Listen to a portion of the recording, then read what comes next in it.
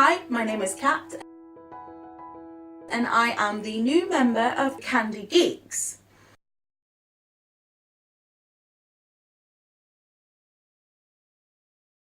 This week, Danielle will be installing the sounds into the version 2 of the Proton pack that she has been working on for a decade.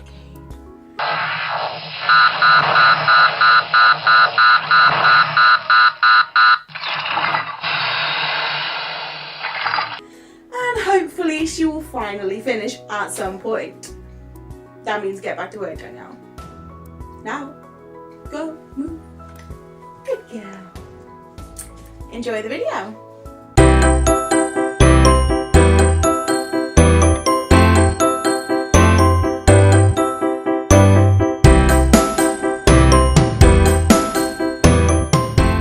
So today I've been doing a little bit of sounds in the Proton pack, and I've short-circuited the volume control bit, so sadly it comes out really loud, which is not very good for Kat because she's trying to sleep at the moment, but that's okay. So let's just short one of the sound effects. The speaker is really struggling with that. Prick. Bought some of this plastic L-shaped bracket stuff which I've been threatening to buy for a while now, so I'm going to chop a little bit off the end of this and try it onto the toolbox area of the Proton pack.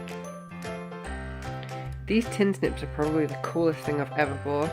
They cut through anything.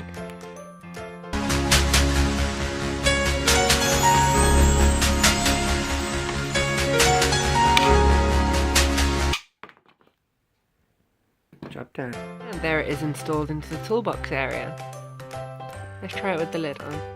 Perfect, it covers up that horrendous gap that I've been noticing lately. There's still a slight gap underneath here, but I'll probably fill that with something else. I'm pissed off with Coden, what are you doing? Watching Super Bowl halftime performances. Watching Madonna's. I think like everything looks like a massive effort for it, but then again she's getting old. I was watching Katy Perry's earlier, right, she cannot fucking sing for shit live.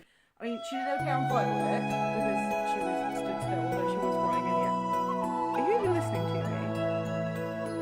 Daddy?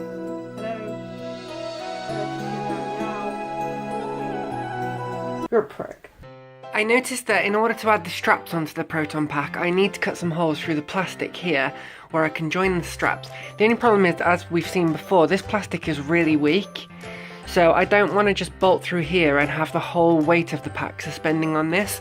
So I've cut another piece of the steel stuff out, and I'm going to put that onto the back and attach the straps onto that with a few bolts going through it to make sure it's secure. That should take the full weight of the pack then over about four bolts.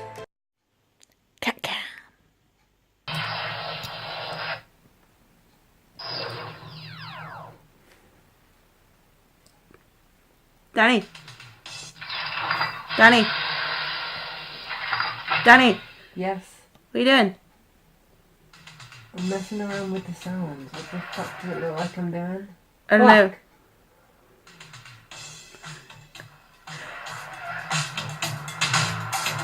Danny. Yes. Nice butt. Thank you. So I've done a little bit of wiring on the amplifier, which you can see down here, and I've hooked it up to a potentiometer so I can turn the volume up and down on the speakers. I've also used a ribbon cable to go from the Arduino to the soundboard, so each of the soundboard pins is now assigned to an Arduino pin. So I can start programming the Arduino to make the sounds happen. The first thing I've done is made the startup sound happen, so let's reverse a little bit and check that out. Proton pack is currently not powered up, and I have a USB cable right next to my laptop, so let's add some power.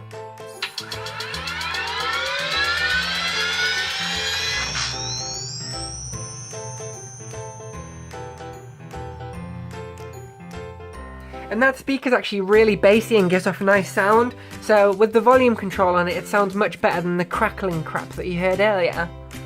Right, now I've got everything installed and wired up, I wanted to do a quick test to show you how the sound effects and animations play out. I've had to turn the light off to make it a little bit dimmer in here so that you can see all the lights and stuff, and once I get the screen on, I'll also have to turn the brightness down. So, let's check it out.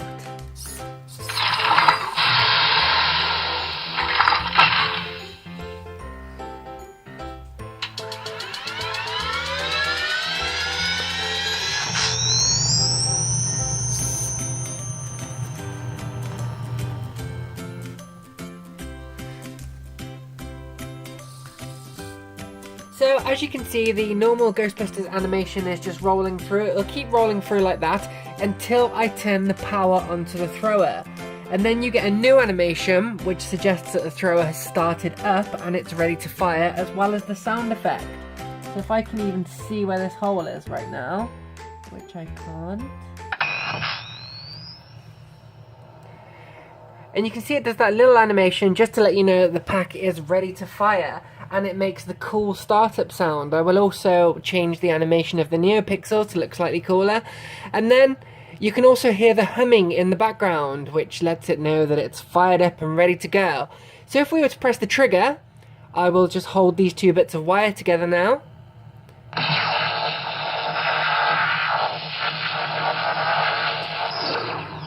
You can see we get the firing sound and the bar depletes on the power bar just here. As soon as you release the trigger, it plays the fire power down sound, which you can hear again here.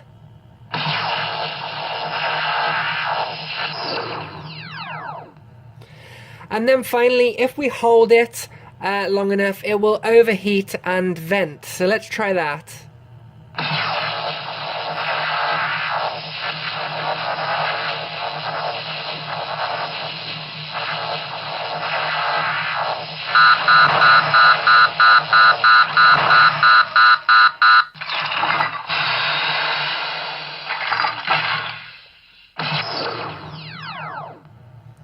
And then we can continue firing as normal.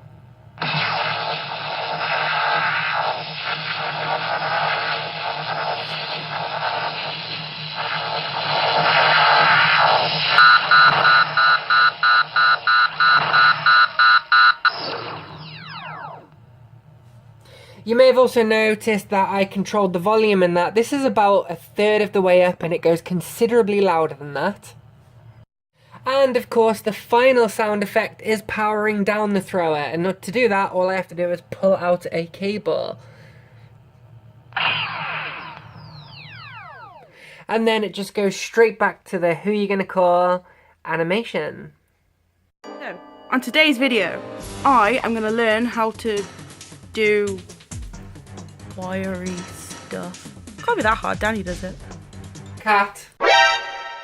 What are you doing? Nothing. Don't touch anything. I didn't. Don't. I'm just going to take this quick opportunity to remind you that 2 weeks ago I ran a competition to win this helmet that you can see on screen right now. If you would like to enter yourself for a chance to win this helmet, please check out the video from 2 weeks ago. The link to the video is on your screen right now and can also be found in the description of this video. So to finish off, let's just have one complete run through of the entire system. So we plug it in.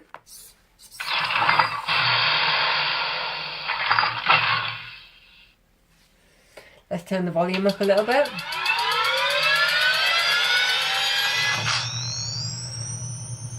Turn that blue down so we get the red colour. Or we can always put some green in. No, I don't like the green. Okay, so let's get the pack fired up then. And connect these two up.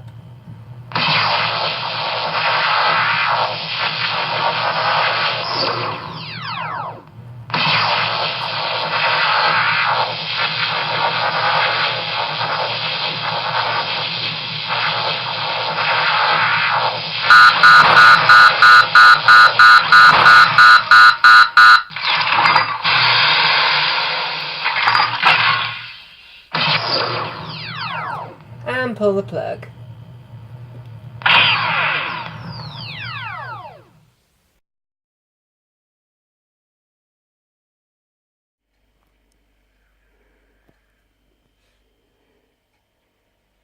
Danielle? Danielle? Fuck off. Gormley, why is the glue gun on the kitchen side? Again. Viva la resistance! Since when are you French? And again. You're a prick. Again!